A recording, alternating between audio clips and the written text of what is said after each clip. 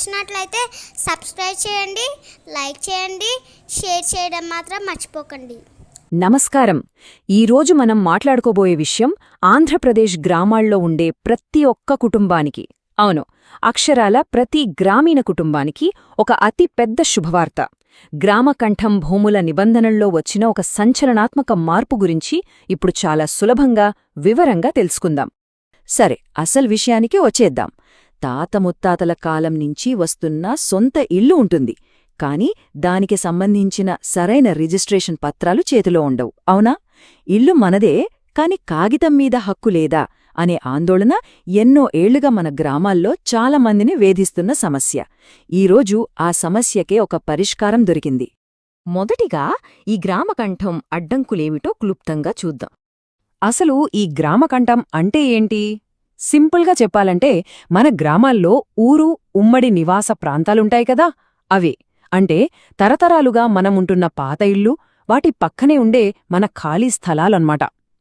వీటికి అప్పట్లో ఇప్పట్లాగా ప్రత్యేకమైన రిజిస్ట్రేషన్ విధానం ఏమీ ఉండేది కాదు. దానివల్ల వచ్చిన చిక్కే ఇదంతా. మరి ఇప్పుడు వచ్చిన కొత్త రిజిస్ట్రేషన్ నిబంధనలు ఎలా ఉన్నాయో తెలుసుకుందాం. ఇక్కడ మనకు ఒక అద్భుతమైన వార్త ఉంది. అదేంటంటే, గ్రామకంఠాల్లో ఉన్న మన ఇళ్ళు, పాత స్థలాలను ఇకపై నేరుగా రిజిస్ట్రేషన్ చేసుకునేందుకు ప్రభుత్వం ఇప్పుడు అధికారికంగా గ్రీన్ సిగ్నల్ ఇచ్చేసింది. ఊర్లల్లో స్థిరపడిన కుటుంబాలకు తమ ఆస్తిని తమ పేరు మీద నమోదు చేసుకోవడానికి ఇది నిజంగా ఒక గొప్ప అవకాశం. ఈ ప్రక్రియలో పత్రాల విధానాన్ని ఎంత సరళీకరించారో ఇక్కడ చూద్దాం.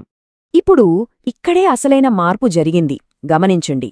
పాత రోజుల్లో ఏమయ్యేదంటే, గ్రామకంఠం స్థలాలు వెబ్లాండ్ రికార్డులలో బ్లాక్లిస్ట్లో, అంటే నిషేధిత జాబితాలో ఉంటే చాలు, రిజిస్ట్రేషన్ అక్కడే ఆగిపోయేది.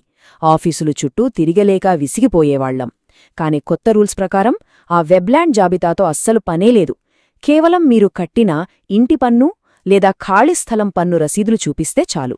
అవును, మీరు విన్నది నిజమే, పన్ను రసీదులుంటే సులభంగా రిజిస్ట్రేషన్ చేసేస్తారు. అబ్బా, పాత లింక్ డాక్యుమెంట్లు లేవే, మరిన్ని అదనపు సర్టిఫికెట్లు అడుగుతారేమో అని టెన్షన్ పడుతున్నారా? ఆ అవసరం ఇక లేదు. పాత లింక్ డాక్యుమెంట్లు గాని, ఇంకే ఇతర అదనపు సర్టిఫికెట్లు గాని ఇకపై తప్పనిసరి కానే కాదు.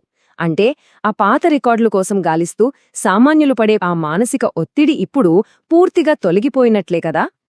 చివరిగా, మన పూర్వీకుల ఆస్తులకు ఈ మార్పు ఎలాంటి భద్రత కల్పిస్తుందో చూద్దాం. ఇదంతా విన్నాక మీకు అర్థమయ్యే ఉంటుంది దీని ప్రభావం ఎంత పెద్దదో. ఈ ఒక్క నిర్ణయం వల్ల వందలో వేలలో కాదు, రాష్ట్రవ్యాప్తంగా అక్షరాల లక్షలాది మందికి నేరుగా ప్రయోజనం చేకూరబోతోంది. ఎన్నో ఏళ్లుగా మా తాతలనాటి ఆస్తికి సరైన పత్రాలు లేవే అని బాధపడుతున్న ప్రతి ఒక్కరికీ ఇప్పుడు ఆ ఆస్తిపై శాశ్వత, చట్టపరమైన హక్కులు లభిస్తాయి. మరి ఆలోచించండి, తరతరాల ఆస్తికి, మన సొంత ఇంటికి ఒక చట్టబద్ధమైన రిజిస్ట్రేషన్ కాగితం మన చేతికి వస్తే అది ఎంత భరోసానిస్తుందో కదా.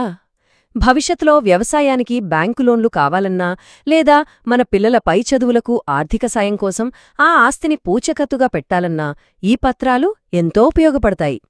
ఇన్ని రోజులుగా ఉన్న అధికారిక అడ్డంకులు తొలగిపోవటంతో ఈ చట్టపరమైన హక్కులు మన గ్రామీణ ఆర్థిక వ్యవస్థను, రాబోయే మన పిల్లల భవిష్యత్తును ఇంకెంత బలోపేతం చేస్తాయో గదా. ఈ కొత్త అవకాశాన్ని అందరూ సద్వినియోగం చేసుకోవాలి.